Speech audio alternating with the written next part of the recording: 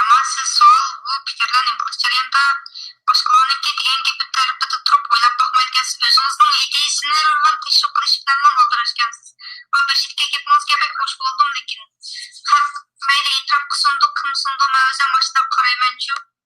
Shu YouTube YouTube'ga chiqib kanal achish to'g'risida ko'rsatgan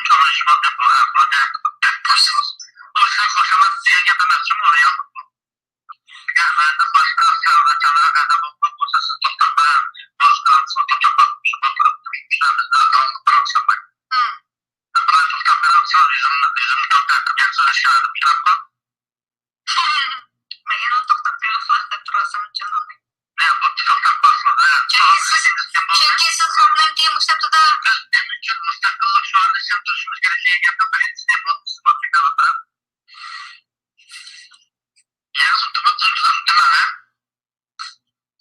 beni kırıp beni çıkarttı.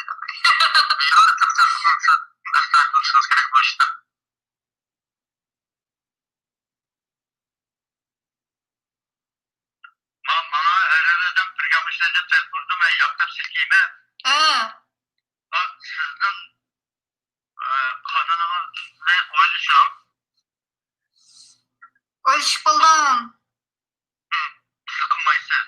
Kımay buldu.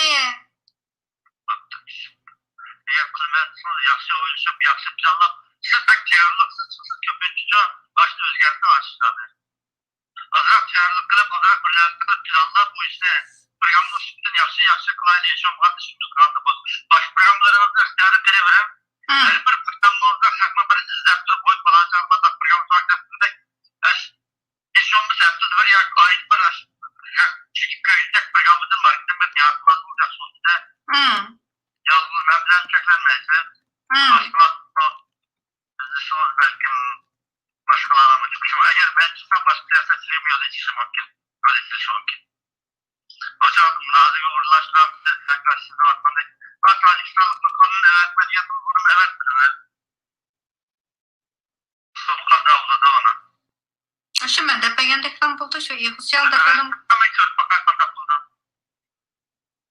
kara kafayı.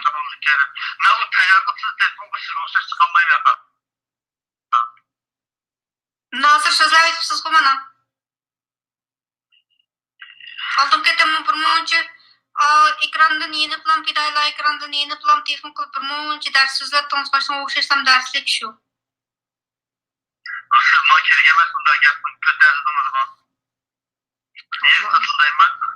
Allah Allah.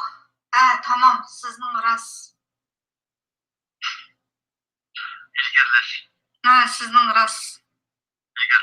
Ben kararımı çıkarıp buldum. İlgirleşemez toxtaşlam. İlgirleş dep koydu. Nerede ilgirleş oldu? Çip toxtap koydunuz bu. Ben toxtap koydum mu siz toxtap kaldınız mı? Sizin gapingizga men qo'shilmaganiki shu to'xtagan bo'lmayapmi?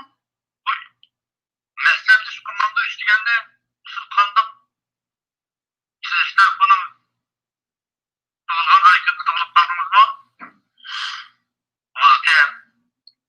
Xitoylarninki sansi bir